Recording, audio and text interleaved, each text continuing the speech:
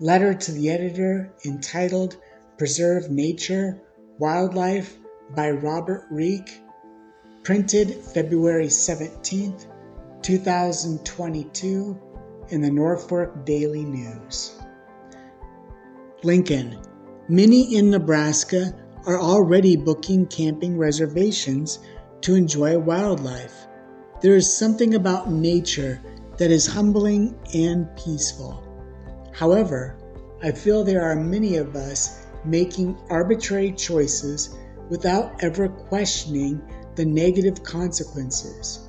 I'm talking about choices of eating foods. The Center for Biological Diversity has a science-supported positional statement showing, open quote, livestock raised for feedlot and grass-fed beef production imperil wolves, grizzly bears, beavers, prairie dogs, bees, butterflies, rare plants, and hundreds of endangered species in the United States, close quote.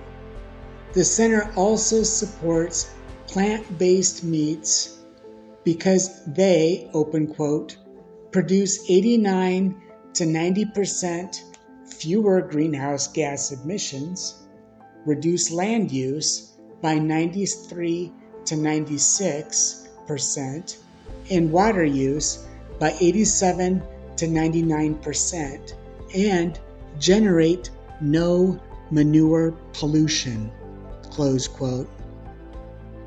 Since more than half of Nebraska's land mass is for cattle outnumbering humans 4-1, consider National Wildlife Day on February 22nd and World Wildlife Day on March 3rd with a diet change. The Omni calculator will show your direct influence on the environment by the foods you eat, open quote, using data from over 1,500 studies across 120 countries on animal agriculture, close quote. You may feel closer to nature than ever before because you are an ally.